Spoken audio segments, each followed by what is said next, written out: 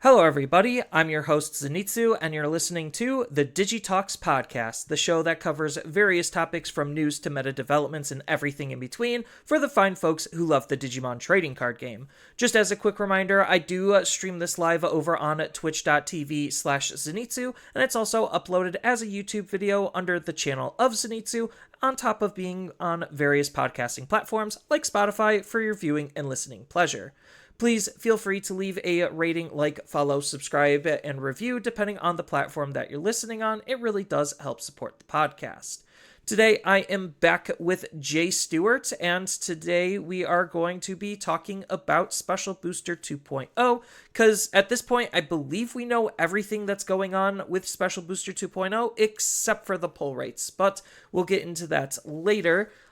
Because we also just have more metadata to look at, and we could actually use more of a bigger picture to see where the current direction of the meta is, so we could infer that to where the meta is going to be going. But first, let's get into the question of the week before we start diving into some of the more deeper stuff. And the question of the week this time is, what are you looking forward to play out of Special Booster 2.0? So, audience, if you want to answer this question, feel free to do so in the comments down below or in the chat. And, well, Jay Stewart, what actually are you looking forward to play out of 2.0? So for me, I think it's one of two things. One of the first decks I'm more looking forward to is the whole Dark Knight / Lord Knight deck. I'm more of a black player if I had to pick a color, so to say, but I could literally play any color if I put time and effort into it. But I do like the black's color, the philosophy of what it's supposed to be doing. I guess that's more my play style. But one of the other decks I am kind of interested in playing also is the Lucimon deck, just mostly because it's been slowly hinting at a Lucimon deck for God knows how long, and finally getting it just kind of got me excited. It's like, I've got the Lucimon cards, I've got the Secret Rares, the SRs. Please don't let me waste all this time and money investing in those cards, kind of thing.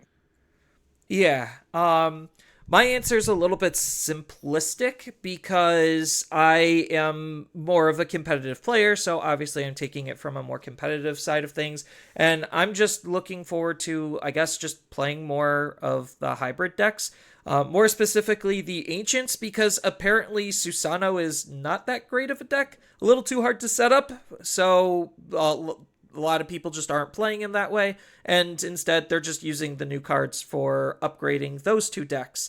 So I'm looking forward to seeing how much of an impact those cards will have on the new hybrid decks, because I do think there's a lot of like fun and interesting things coming out, but nothing that's like really gripping me. I guess like if I had to pick something that was actually gripping me, probably either Royal Base or Aquatics seems pretty interesting, just because Royal Base is trying actually to be something unique and different in terms of the mechanics that it's working with, and Fishes is just another blue deck, and I'm a dirty, filthy blue player at heart. I've always been that way. Blue and red are kind of like my jams, so having new blue tools to play around with is not the worst thing in the world. Especially since one of my friends, he already started investing in aquatics, so the fact that he gets the reward on his investment this soon is definitely nice. So I'll be playing around with that with him. So now we go into the more, I guess, hot topic part of this podcast, where we're talking about the meta. And we have one new event added to the roster of events that we have data for, and that is going to be the Booster Box event. So I was supposed to play in this event, but work and life said you have other plans. I didn't even have a deck planned for this, so I just submitted Ancient Guru because that's what I had on file. So it's unfortunate that I was unable to play, but this event had 382 players. Sorry, I was stalling while I was pulling up the metadata. So the event had 382 players, which is pretty good. Basically a full event. Then the top 16 archetype breakdown is as follows. It is going to be 3 Ancient Guru, 3 Imperial, 3 Fen, 2 Dex Dorgoras, 2 Magnamon X, 1 Mirage, 1 7 Great Demon Lord, 1 Leviamon, and 1 Ancient Greymon. So, yeah, if any of these decks sound familiar, it's because these are the decks that have been topping basically all formats. And this is where I probably start getting into the pessimistic side of things. As far as what actually won the event, it was Fenrir Lugamon. We did play the full 9 rounds, and there was no true undefeated.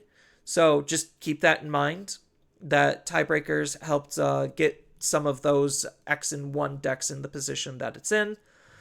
I guess if you want, I could go over the rest of the top 16. I don't really think it matters because just where the current state of the game is. I do want to kind of highlight, after playing in enough tournaments and looking at enough data, it is nice to see that X and 2 is actually viable to get into top 16s again.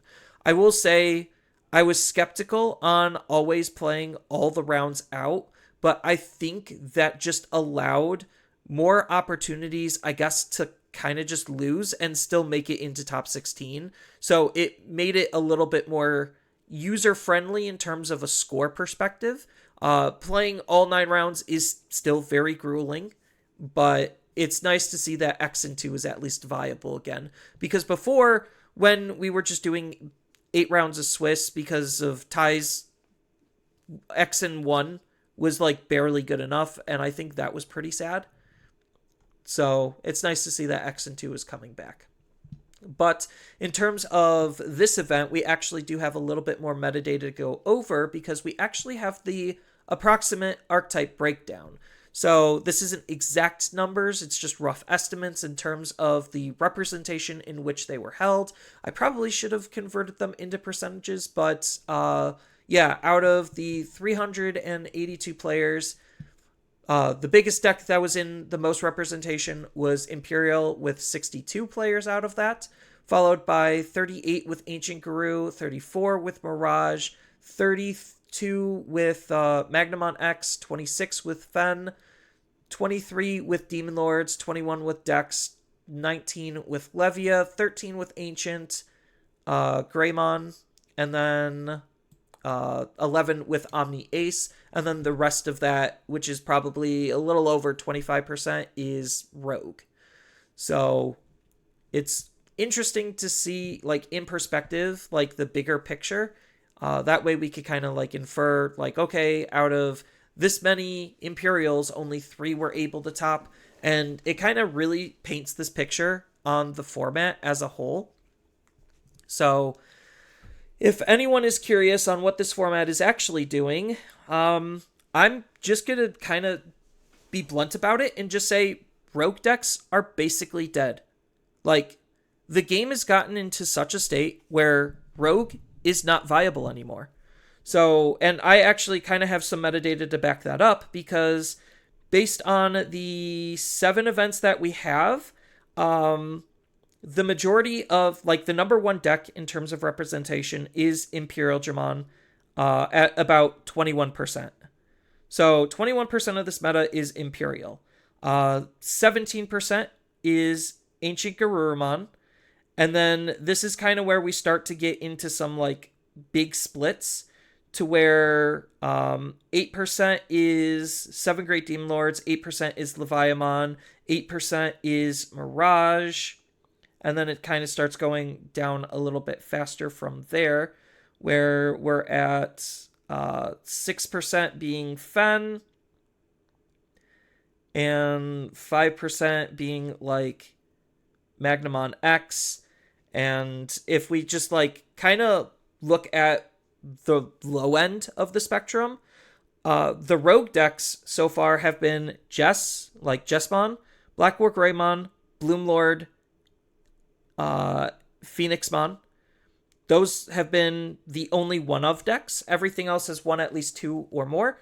And that makes up a total of like not even 4% of where the meta currently is.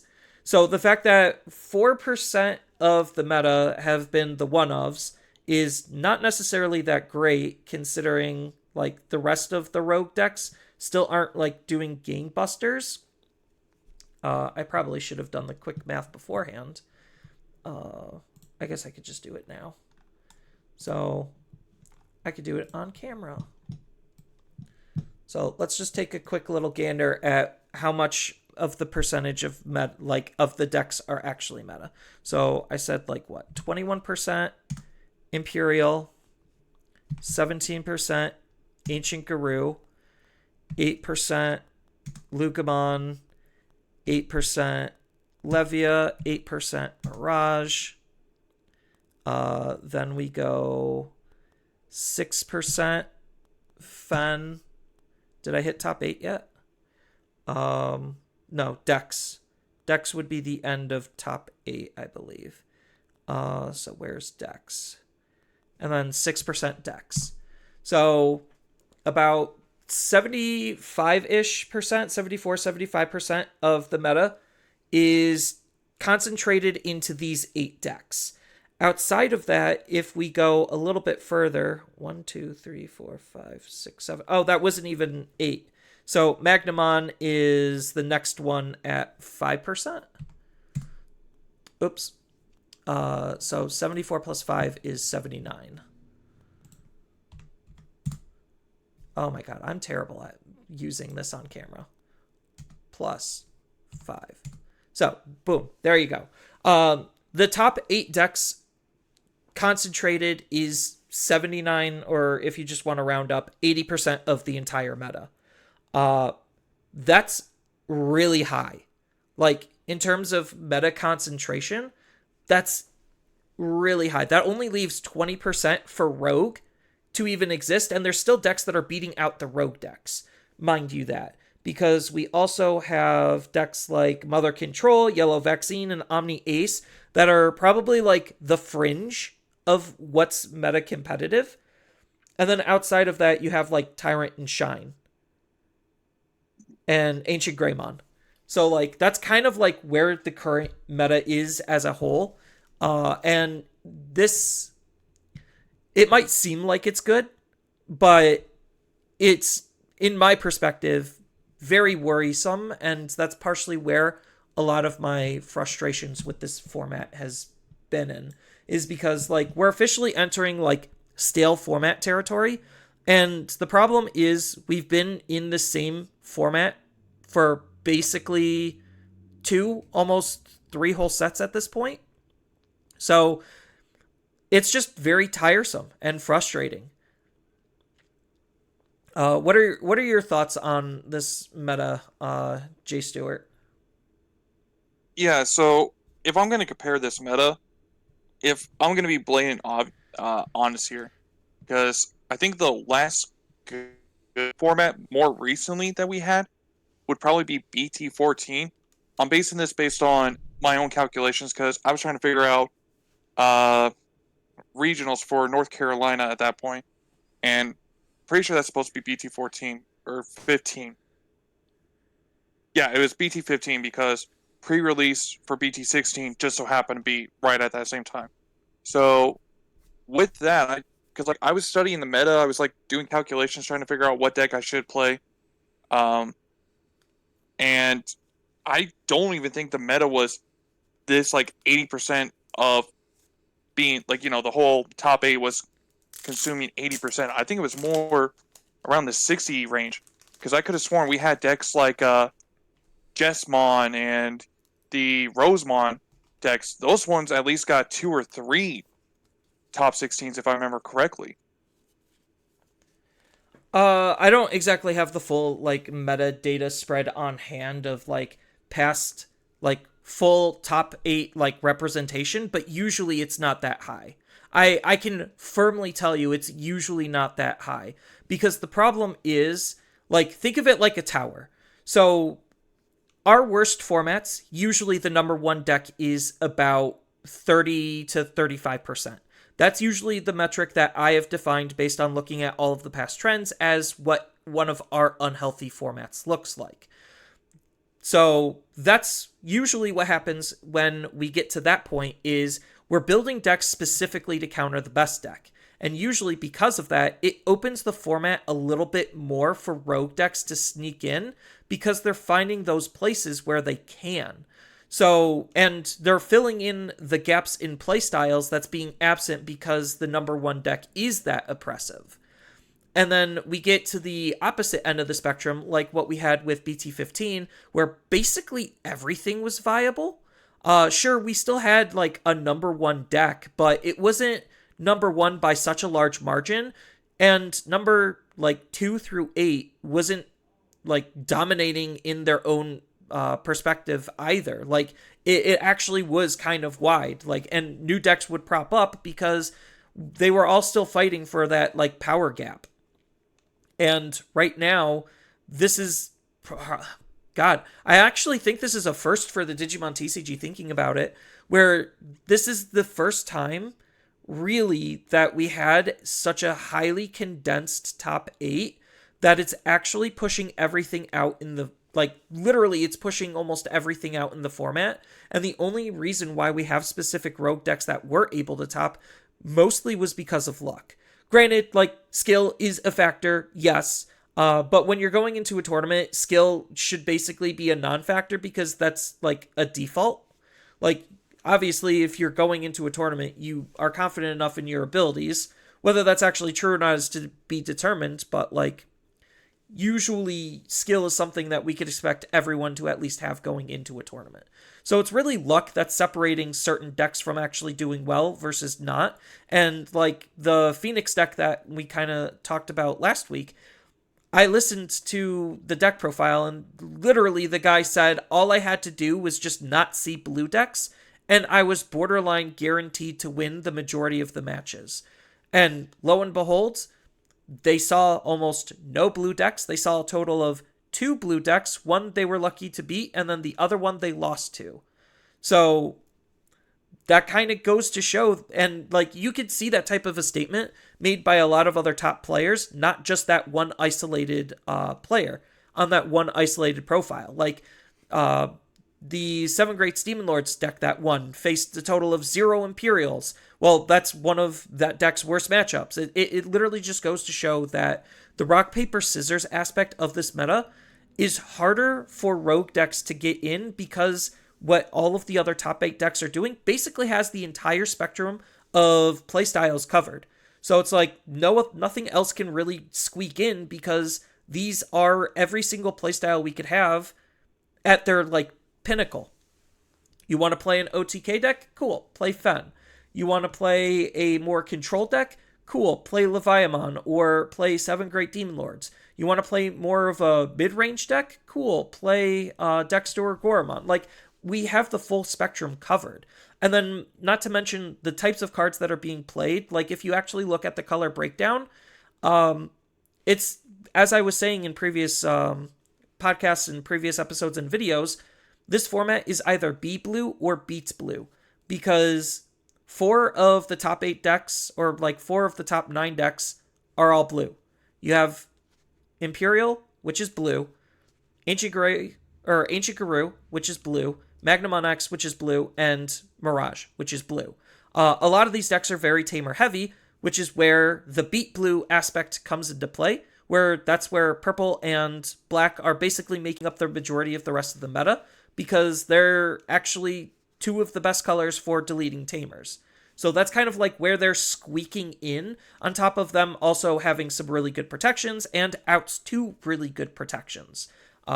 So like you can kind of see based on that type of information, actually looking at where the meta is, that while this looks really good and diverse, it's actually stopping, like the meta is not growing. It has officially stopped growing in terms of diversity. And if anything, it's keeping diversity out.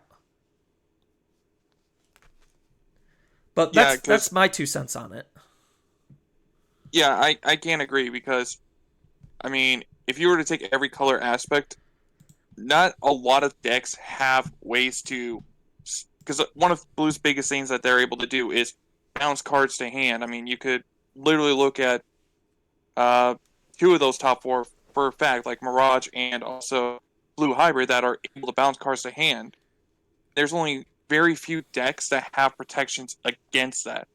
Like the Black War or Greymon that we saw top one time. We all know Greymon X anybody has bounce protection, so that's probably what helped keep him alive potentially. And even Dexter Dorogoromon, like it does. The only way it's able to do bounce protection is if the Doromon's able to tuck the Kosuke under. That's the only way it can stop the bouncing from happening. Which they're not going to be able to do all the time. And if the other half of that type of protection, in Dexter or Goromon's case, comes from deletion based, well, they're not deleting. So, like, you could see, like, based on the colors and the removal types that each of the colors are running, like, partially why these decks are rising to the top over everything else. And let's not even get into the speed aspect because, like, again, I made a whole, like, ban and restriction wish list that some people really seem to like understand, and then other people just completely didn't get the whole point of that video, was to highlight some of the problems with the current game based on the top 8 decks that we currently have that's pushing everything else out. The level of protection and speed that certain decks have are functionally too high for a lot of decks to even consider being played against. So like red as a color for the most part is kind of just pushed out of the meta because deleting Digimon is actually bad, and there's so many outs to deleting Digimon that like it's almost comically sad, which is why you don't see a lot of red decks top. And if they do, most of the time they're just trying to punch hard, or so like that's Ancient Greymon's case. He's just trying to punch hard. He's trying to ignore the game. He's not actually trying to engage with it. Then you have Jessamon, which again is trying to ignore the game. I'm just going to try to combo off and end on a big semi-indestructible Digimon that you can't interact with. So again, just trying to punch hard and ignore the game. Like you can see these patterns on where the current state of the game is headed. And I actually had it like probably this is almost the most this is one of the best comments I've actually had on this video. Because this video had a decent amount of traction for good and bad reasons. But the comment basically was that they mostly agree with the fact that the meta's in a pretty good spot, but the fact that all of the meta decks are basically like Numemon is part of the problem that's making it so that there's only 6 to 8 decks. So like, sure, Numemon was removed from the equation, but when everything else is just as bad as Numemon, I wouldn't necessarily say that's good. Like, I really wouldn't. They also went to say that decks like 7 Great Demon Lords create a different kind of power level check, which it does. It's a clock-based deck. That's what they're designed to do. And Shoto making that even more powerful is like partially a mistake, but that's more of a Shoto problem than 7 Great Demon Lords problem. And if a deck isn't very resilient against constant removal, de-digivolve, or is extremely fast, or is able to put the trash to the bottom, like interact with the trash, that it's not even worth considering. And I like read that comment, and I'm just like, that they get it. They actually get it, which gave me hope because I had some pretty bad comments on here that just, oh, the meta's totally fine. You just want everything to be slower, and I'm just like, you're missing. I had so many like off-base comments that it was kind of sad, but seeing that one comment, I was just like, they understood. And that's partially why I make those types of videos. I know they're hot and controversial, and I know it's like it's one of my most ratioed videos, but I needed to say it. I needed to say it, and I'm happy that some people were receptacle and actually understood the point and message behind it.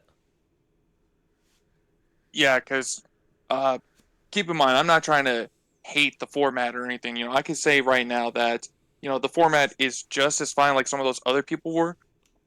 But when I go to locals and everything, I mean, I'll even take this last week I went to locals.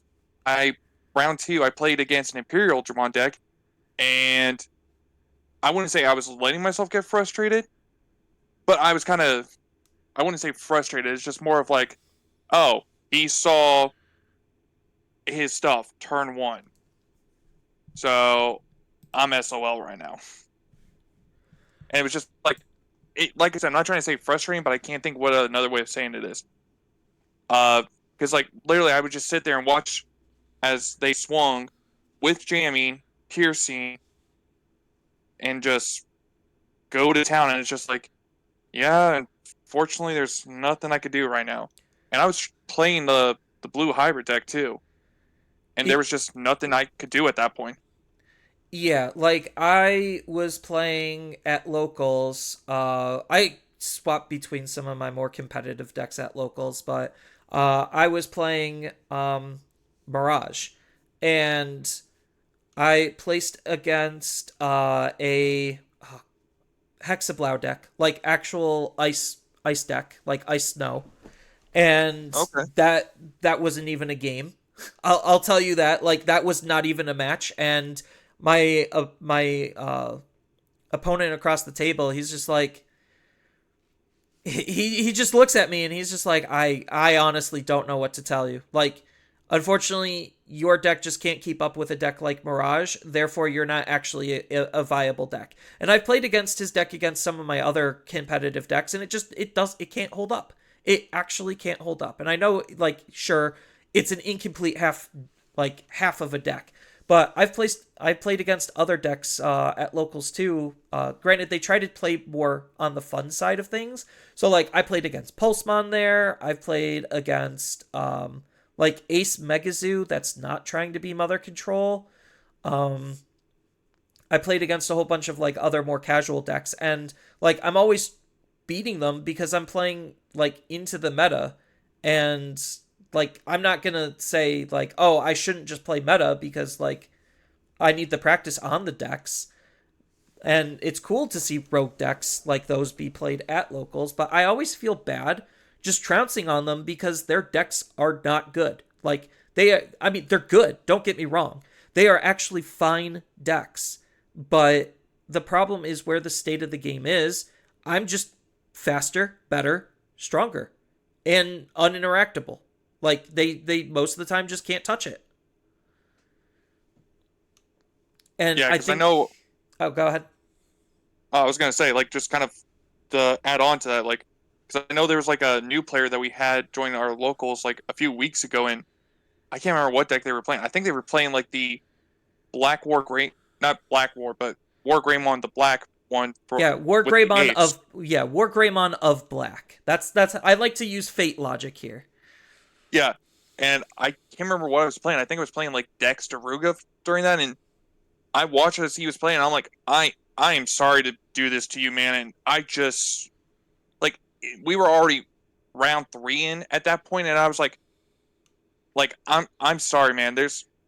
I tried to hold back, but I couldn't compared to what his deck could try to do.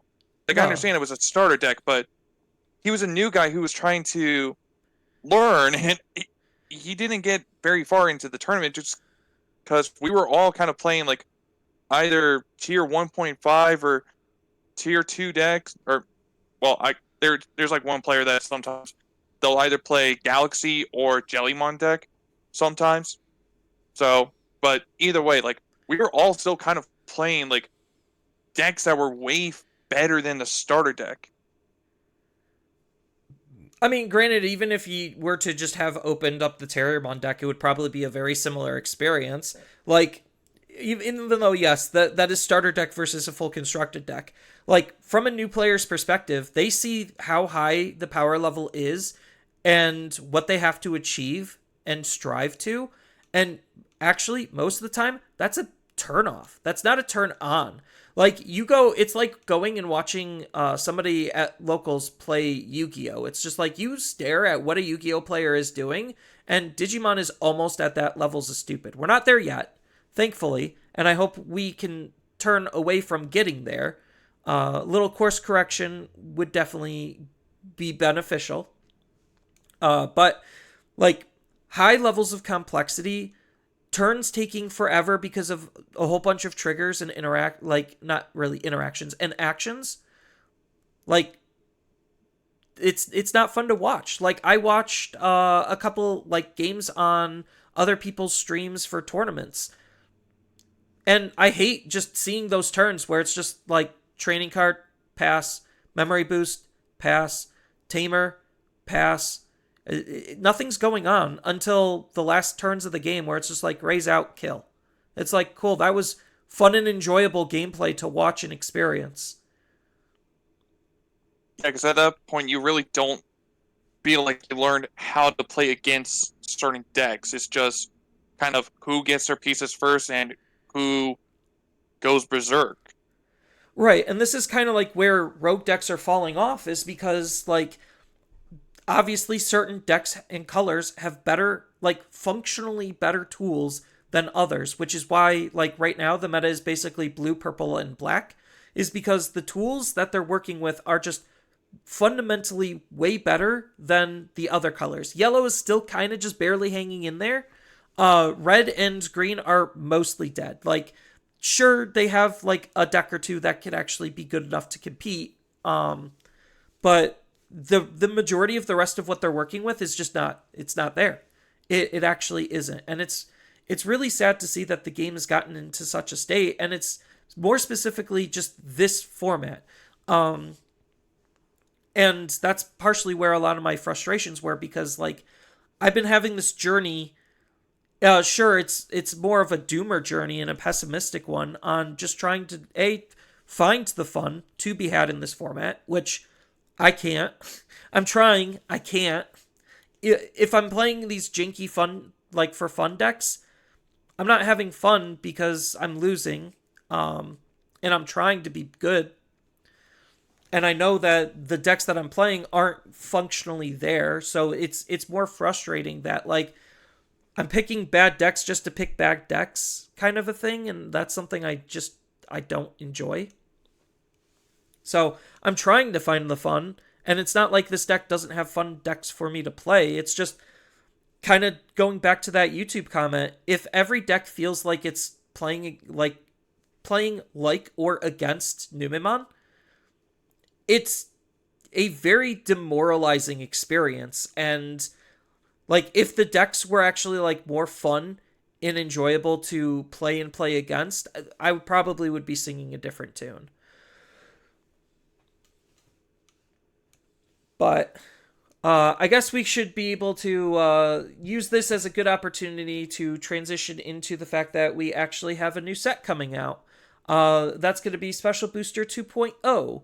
So before we get into the fun stuff, while I'm on this whole Doomer train, I'm just going to start off and say that 2.0 is looking like it's not going to be a very good set. It's got good stuff going on. Don't get me wrong. That's not what I mean. In terms of impact on the meta, it looks like we get 2 meta decks, and that's about it. The 2 meta decks that we're going to be getting is Lord Nightmon, which is literally 2 cards.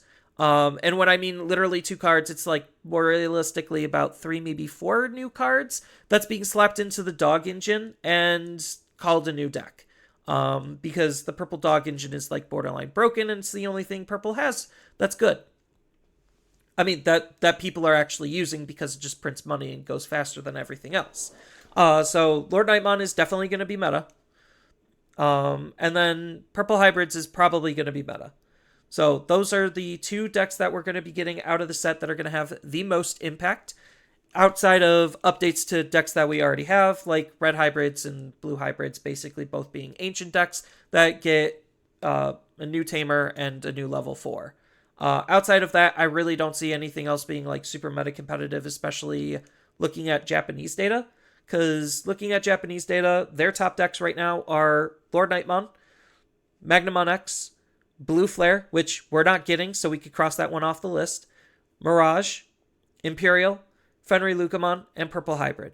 Like, those are their top decks. Which 6 out of those decks, or like 2 out of the decks are new. The rest of them are older decks. The only other thing that I think could be meta competitive is Royal Base. I think that's going to see a lot of experimentation, just because it's. I think the trait literally X antibody gives it some really good legs, because it could abuse like protoform and whatnot to at least try to keep up. I have not played that deck. I have not practiced on it. So I don't exactly know the full extent in which it's able to move and play at. But I think that's going to be like if I had to pick a third deck that's going to be meta competitive, that's going to be the third meta competitive deck. That's brand new. I'm prefacing it with new. Yeah, because I know when you say role based, you're obviously talking about the bees deck, right? Yeah. Yeah, because I know like one of the other things too is they're insectoids, so you could use some of the Tyrant Kabuterimon stuff potentially to help boost it, like the Memory Setter Izzy to help redirect stuff and everything potentially. So it there is possibly some potential with it. Just kind of seeing where everything falls in line, I think, is going to Yeah. be the big thing. It's got good colors. And by colors I mean it's part black, so it has good mechanics because of the black half. It's got good traits, and which insectoids does have a decent amount of support, like you said, and X antibody also has a good amount of support. Um, so I think that's partially going to be why that deck can at least see some semblance of success. And then a lot of other decks are just going to get some small little updates, kind of like what we said. Galaxy gets one new card. It's not even a Galaxy card. It's just another generically good level 6 that they could abuse, which is what Aquatics is trying to use. Aquatics just isn't exactly quite there yet. Maybe it could get there, kind of. We'll see. But yeah. Um, as far as the actual set goes, I guess I probably should have prefaced this by saying like we kind of know what's gonna be in Special Booster 2.0. We don't know the pull rates yet. I'm praying the pull rates are not bad. Like, please give us a BT8 or not BT8, a BT4 situation where we have like 8 or 9 supers. Like, please. Having a set with 18 super rares, if you're gonna keep it at 7, it's going to be just as bad as Special Booster 1.0's pull rates, which those, if anyone remembers, go watch DigiPanda's video on that, or just go watch my case opening, and you can see how bad it can get. Like, you actually can see how bad it can get. It's not good. So I am praying they made it a little bit more user friendly. Because I think we still don't know what the Lucky Pack is, right? That's correct. Yeah, so rumors have it that the Lucky Pack might be additional supers. So like I don't even know how many cards the Lucky Pack has, but like even just like Lucky Pack guaranteed super, you just don't know which one it is. Or like super or secret. I'd be way okay with that. Just having the ability to have access at getting more supers and secrets because the pull rates are going to be so awful if they don't change it. But Yeah, because I know like not necessarily uh one of the other things too about like the other things about special 1.0 and 1.5, not even just the SRs, but the rares themselves too. I mean, like Davis for example, like that was almost getting to the point of $30 for just a rare, and we almost kind of saw something similar happen back in BT11 when they had that weird foil common slash uncommon card that took a place of an SR on top of those illustration or re like additional arts yeah, the for campaign cards. rares, yeah. Yeah, because we saw Metal Greymon X anybody for that one also almost shoot up to the $20 price range. Yeah, like we've always had like sets with pretty bad pull rates in the fall. I don't know why we always get like our winter slash fall set is like that because BT7 had campaign rares which messed up the rares. That wasn't as bad as BT11, which, like you said, we had the foil commons and uncommons take up rares, which screwed over that a little bit and made the rares harder to get. Then we had BT15, which, God, that was awful with the LM set fused inside of it, which that was like what, 20 extra, like 20 to 25 extra cards. And the impact Yeah. was, yeah, the impact was brutal. Like, it made that set very toxic to open because it was just that much harder to get the SRs that we needed. And now we're looking at a set that's not quite as bad as Special Booster 1.0, but worse than BT 15, and it's not looking good. It's not. And from a store's perspective, stores actually didn't order a whole lot of this set compared to some of their other sets. I was talking to some of my LGSs in like that are around me, and they ordered like they said we ordered less of the set because we don't know what Bandai's going to do with it. And that scared the ever living crap out of stores and did not give them confidence to order a whole bunch. Some stores probably saw that as a sign where maybe they should go deeper, but then they could get into an RB1 situation where it massively underperforms and then they're burnt. And then because they're burnt, they don't want to they want to cut back on the game. And that's again, it puts it into a really bad position where it's just not good. So they have to do something with the pull rates, at least for the SRs and above, to make it so that we can actually get the cards we need to play. Like, just going from 10 to 12 already made the SR pull rates worse, which is where a lot of cards are spiking even harder, faster than they reasonably should and have in the past. So now we're taking that and, like, almost doubling it. Not good. Which is why I'm hoping for the BT4 situation, because BT4 had 8 super rares. So, like, just come on, Bandai. You've done it before. Just give us our Dard super rares and secrets. I don't care about the chase cases and whatnot. Just make the cards accessible, please. But I guess with pull rates out of the way, because as of the recording this, we don't know what they are. So just preface this by saying we're cautiously optimistic, I guess, or cautiously pessimistic, whatever your viewpoint is. But as far as what actually is 2.0, if anyone's not familiar, it's going to be all of BT18, which includes basically a lot of hybrid stuff. The majority of the set is hybrid stuff, spoilers. But we also get some composite stuff. It's technically Millennium, but everything's like composite. So we get hybrids, composite, a little bit of aquatic. We get Dynasmon, Lord Nightmon, a little bit of Angels. We get one card for Nature Spirits. It's another level 6. It's actually a pretty good level 6 for them too, because it's a DNA. Or you could just evolve normally. It's just a good card, good colors.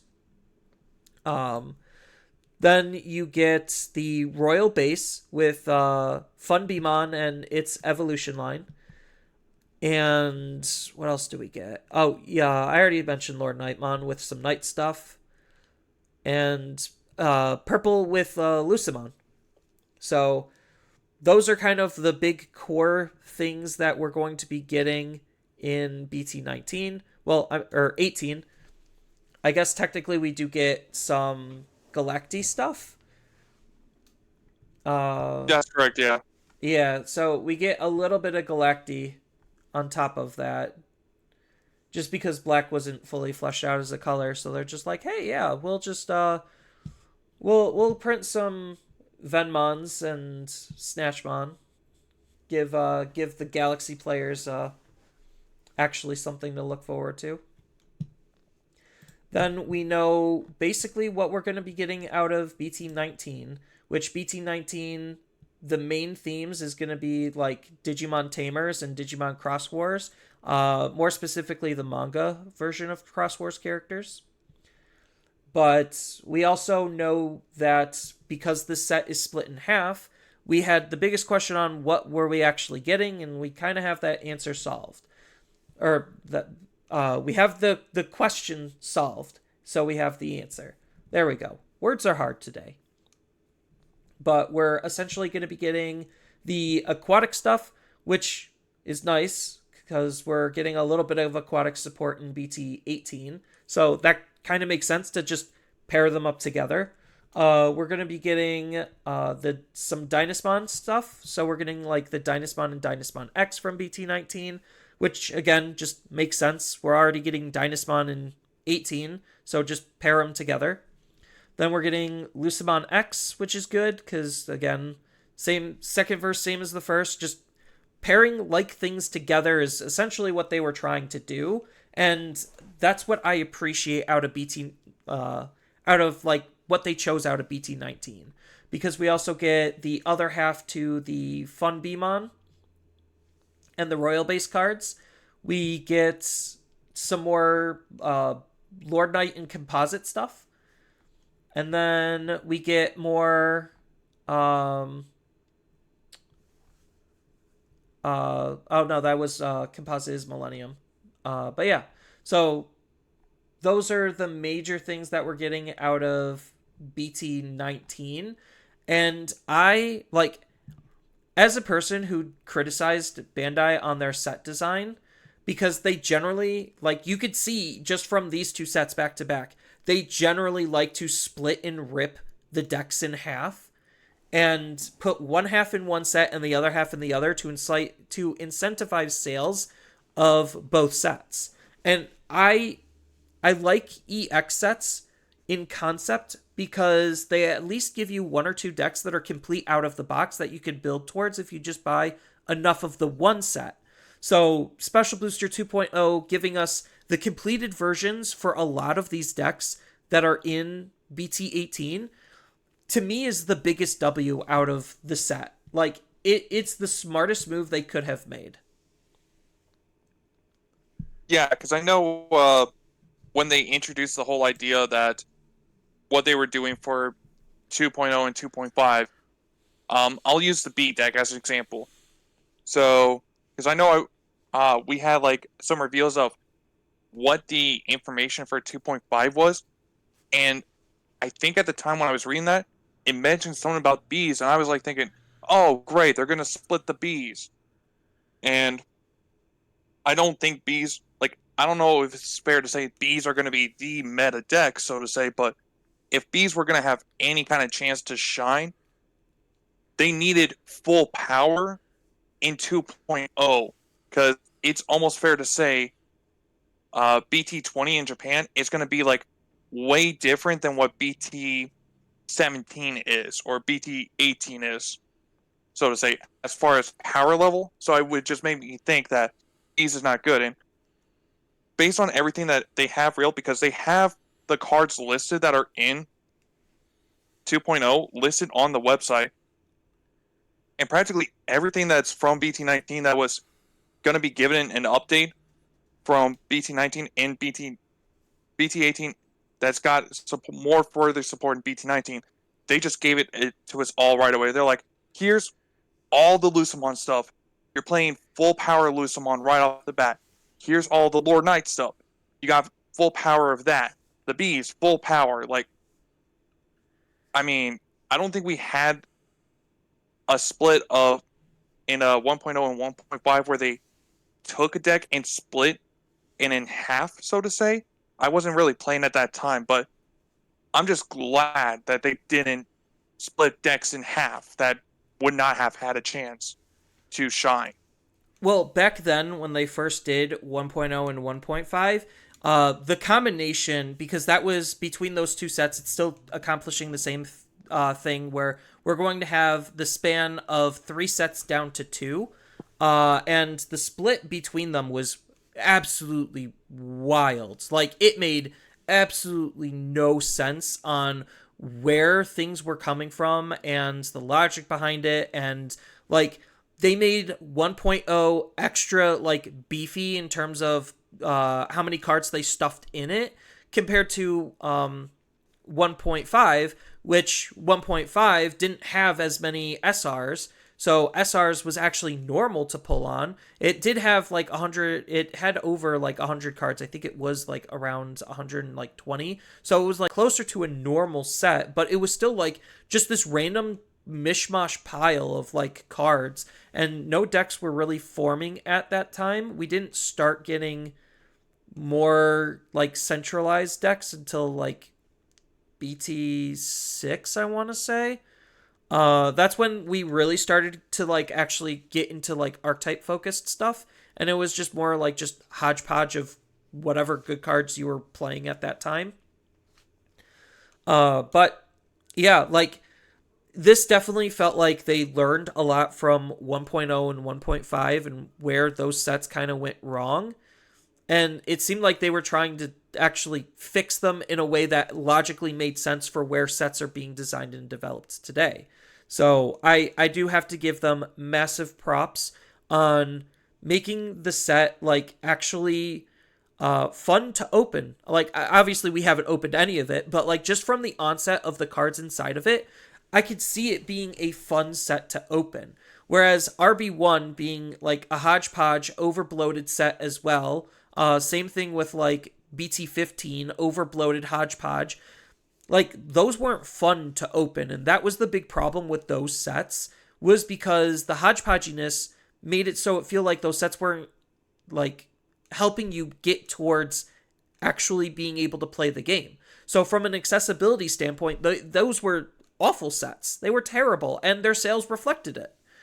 And at least like this gives me hope that like even though stores are already like very cautious on Special Booster 2.0 and most likely 2.5 because we don't know what's in 2.5 and stores already had to order it. So it is unfortunate, but that's just the way a store works for almost any TCGs. You never know what you're going to be buying until you actually like until it's almost release. Well, But I think at this point now we at least know partial of 2.5 because we now know, okay, well, if these cards from BT19 weren't included in 2.0, we're guaranteed to have them included. So practically, Blue Flare for the most part is going to be in 2.5, yeah, for that's example. not coming out until February, which is post nationals, which hopefully by then we'll get another ban and restriction list to really try to like fix the game in a sense. But like this it's a good thing BT 19 and so far BT 18 are underpowered sets because like the likelihood of something actually getting hit from them post nationals is probably not very high. Well, BT 18 a little bit higher. Um I guess technically Special Booster 2.0 it's a little bit higher of a chance, but stuff from 2.5 is probably going to be on the safer side. But I digress. Because the only thing like that's kind of stupid egregious in Special Booster 2.0 is the Lord Knight stuff.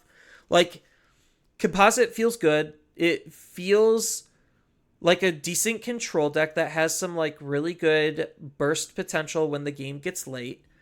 Um, but Lord Nightmon is literally just using the dog package. It's not even playing around with any of the night cards it wanted to try to play with.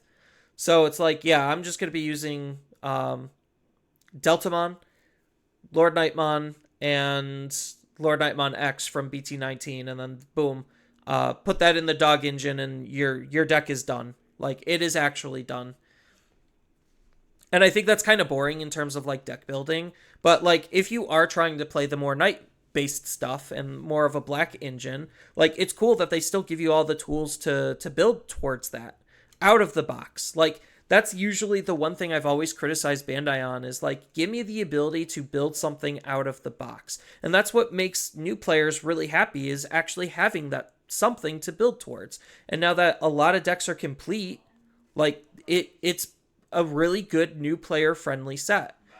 How well it'll do is to be determined yet, but at least from the onset, it seems like it's going to be good from an accessibility standpoint in terms of like I could build something out of this with my cards. They're all synergizing with each other. Yeah, because, what was I going to say? Like, I'm kind of drawing a blank what I was about to say. But, I mean, I think, okay, so I think what I want to say is this. Because, like, I know when BT19 was kind of starting to get revealed in Japan and we were seeing, like, the Dark Knight stuff, I was, like, thinking in my head, like, going, oh, this would be so cool with a Lord 91 Ace. Because, you know, you're playing out a level 5. Sometimes you're most likely passing turn, and now you have a good level 6 to ace counter time into with that now. And then they also revealed the X antibody. I'm like, oh my god, this is even better because I could use promo. What is it, that level 4 where it has an inheritable of security attack 1. So it's like I could use that in combination with my Dark Knight Mon. I'll give that Alliance, tap the Lore Knight.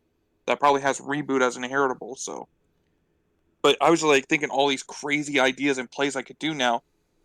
And then the fact that 2.0 came out, or the 2.0 card reveals happened, I'm like, oh my gosh, I could play this deck so much earlier and not have to worry about uh, Blue Flare being in the meta.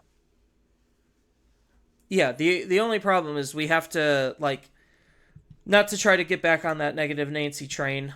We do have to take a look at like where our current environment is and like where what we know from Japan and kind of start inferring what's actually going to be good. And it's just unfortunate that the majority of these decks aren't really going to be doing anything.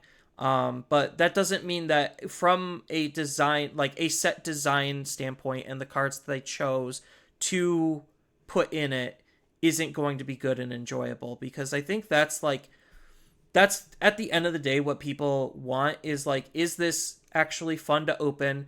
Do I have something I could build towards? Because I can't tell you how many times I see that as like a new player question. It's just like, what set should I buy and invest into? And the answer usually is multiple sets because of how they separate decks. Or just the easier part, just buy an EX set because that generally has a deck to work towards. Um, so, but I think like what they need to do in terms of like making the set better is it all comes down to the pull rates, like, to be honest.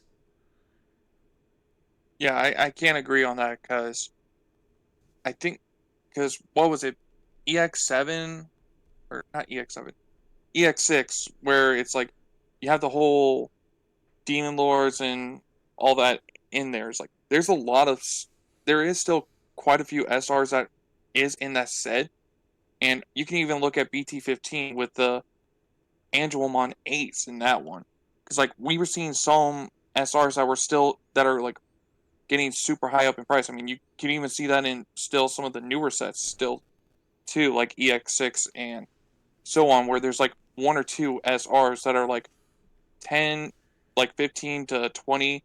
I think Lucamon from EX6 is almost getting to that $30 price range, probably just because of hype of 2.0, but it's like that is still expensive because Yeah, I haven't seen prices like that since BT5, honestly, and that was like with Lilithmon. yeah, making super rares harder to pull definitely does that. On top of like Bandai's always had a promo problem, so like they've done themselves no favors on actually like help alleviate that. I think like maybe I don't even think a box topper would help save it. Like it would need to be like a really good box topper where it's just like, here is a whole batch of promos that are getting reprinted in a box topper.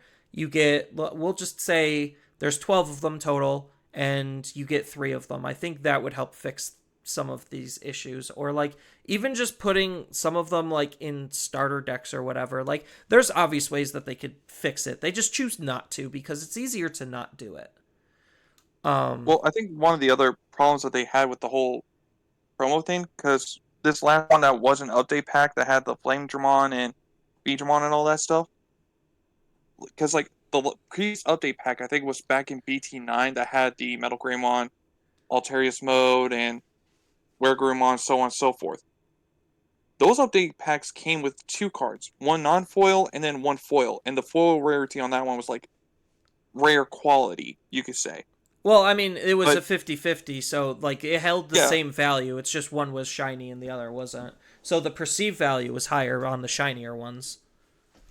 yeah, but it gave you the option of like, oh, I could buy this non-foil version that would be a little bit cheaper to buy than the foil version. But with that new update pack that has, like I said, the Flame Dramon and the Veedramon, I think they cut it down to only being one card in that because that's textured, it's foiled, like it's like such a higher like the like secret rare alt art quality of a card.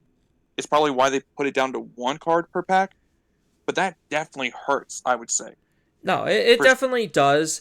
Because, like, the sucky thing is, like, as much as we praise the set's overall design, the thing we still have to kind of criticize is the fact that, like, if the pull rates are actually going to be really bad, then it incentivizes us as consumers to buy more, which obviously that's fine from a marketing standpoint. That's exactly what they want.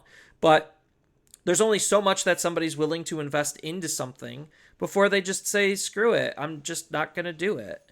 And like the fun of opening it like is going to be really good. There's probably going to be plenty of low rarity cards to go around still, even with a little bit of extra bloat. There usually is. um and like I'm really curious to see how players are actually going to attach to this, because this is going to set the foundation for 2.5. And that's the big thing that I'm like looking at, is like what they're going to be doing here is going to be the exact same as 2.5, so it gives us more information to be armed with. And if this is bad, then 2.5 is going to be even worse in terms of like sales perspective, because like if the pull rates are bad, nobody's opening up the set because the pull rates are awful.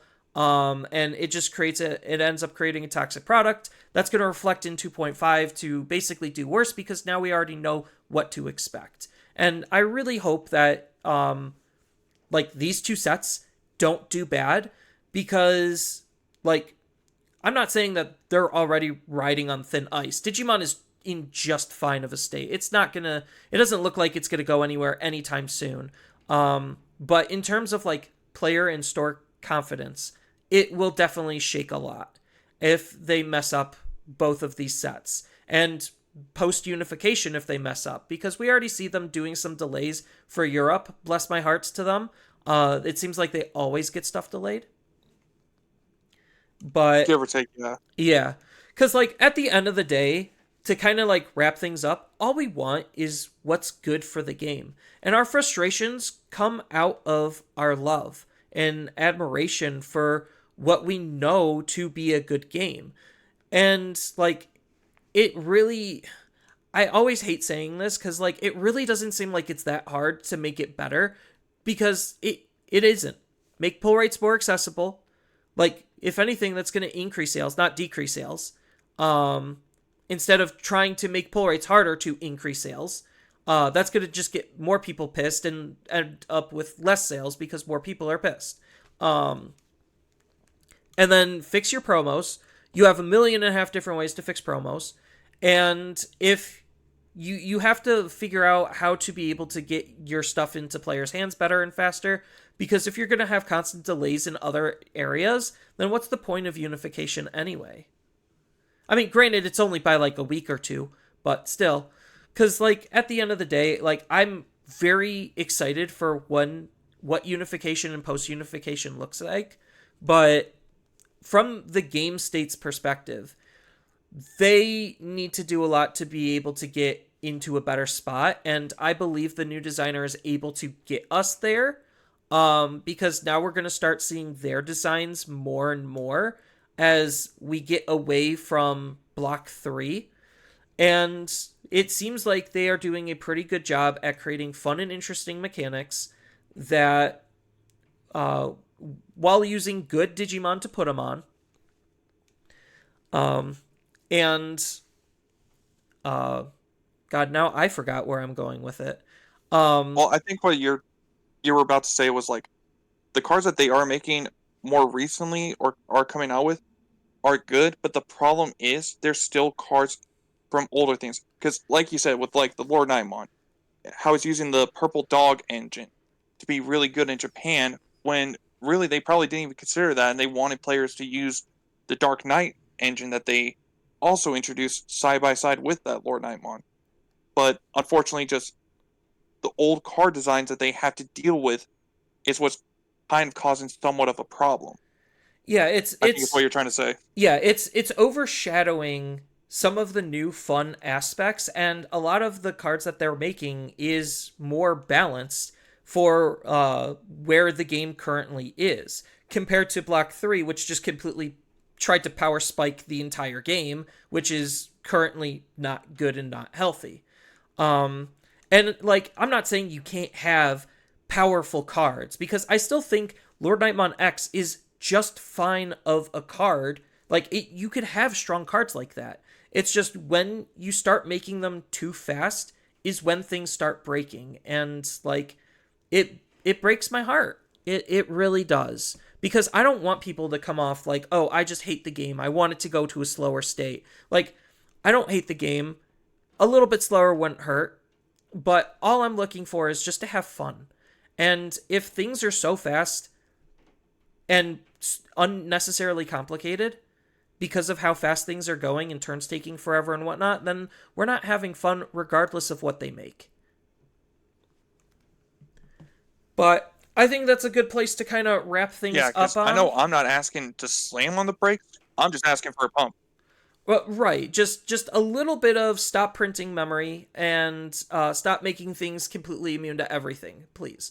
Um, and I think the game is fine. Like honestly, I think like we're probably like one good solid ban list away from the game actually being really good.